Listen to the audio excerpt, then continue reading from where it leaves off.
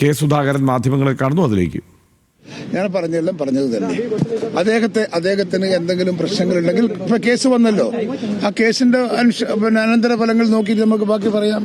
ഈ ഘട്ടത്തിൽ പോലും പിന്നെ രാഹുലിന്റെ ഭാഗത്ത് തെറ്റുപറ്റി അല്ലെങ്കിൽ തെറ്റുപറ്റി അത് ശരിയാണ് അല്ലെന്ന് ഞാൻ പറഞ്ഞിട്ടില്ലല്ലോ. അപ്പം ചെയ്ത് ശരിയാന്ന് ഞാൻ പറഞ്ഞോ? ഇല്ലല്ലോ, ശരിയാന്നൊന്നും ഞാൻ പറഞ്ഞില്ല. അതുകൊണ്ടുകൊണ്ട് രാഷ്ട്രീയ ജീവിതം അവസാനിപ്പിക്കേണ്ടെന്ന് മാത്രമേ ഞാൻ പറഞ്ഞിട്ടുള്ളൂ. ഇതിനേക്കാളൊക്കെ എത്രയോ ആളുകൾ ഇതുപോലെ നമ്മുടെ കേരള രാഷ്ട്രീയത്തിൽ ഉണ്ടായിട്ടുണ്ട്.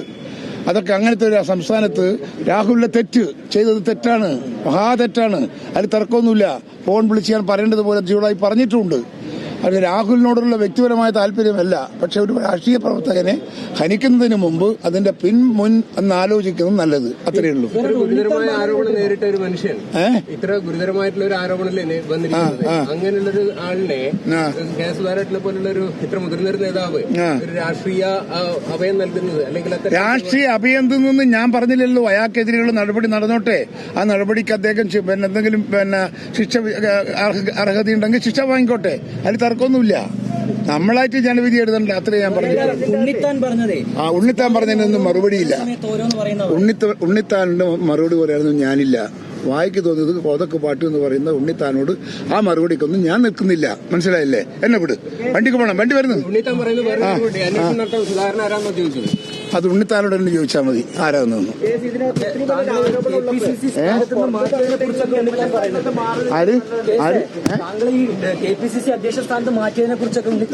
അതെ, ഉണ്ണിത്താനായിട്ട് സംസാരിച്ചിട്ടാണ് തീരുമാനം എടുത്തത്.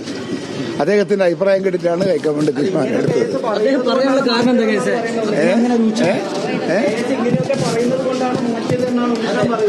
ആയിക്കോട്ടെ. അപ്പൊ അദ്ദേഹം പറഞ്ഞതെല്ലാം ചരിത്രത്തിൽ റെക്കോർഡാ കേരളത്തിൽ, അറിയാലോ. അത്രേ പറയുന്നുള്ളൂ, വേറെ ഞാൻ പറയുന്നില്ല. നിർത്ത് മതിയെന്ന് നിങ്ങൾ വണ്ടി കയറിട്ട് മുന്നോട്ട് പോയേ. മതി.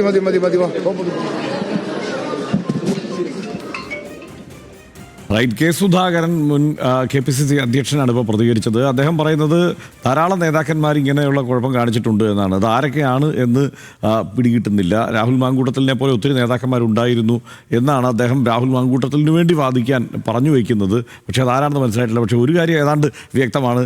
ഈ വീക്ഷണത്തിൽ ഇങ്ങനെ പാപം ചെയ്യാത്തവർ കല്ലെറിയട്ടെ എന്ന തലക്കെട്ടിൻ്റെ ഒരു മുഖപ്രസംഗം എഴുതാനുള്ള ഐഡിയ മിക്കവാറും കെ സുധാകരൻ കൊടുത്തതാവാനാണ് എല്ലാ സാധ്യതയും. എന്തായാലും അങ്ങനെ ഈ മട്ടിൽ ഒരു കുറ്റകൃത്യം ചെയ്ത ഒരു രാഷ്ട്രീയ നേതാവ് വേറെ കേരള ചരിത്രത്തിൽ ഉണ്ട് എന്ന് നമുക്ക് തൽക്കാലം കരുതാനാവില്ല. അതിന് വേറെ തെളിവുകളോ ആരോപണങ്ങളോ നമുക്ക് മുന്നിലില്ല.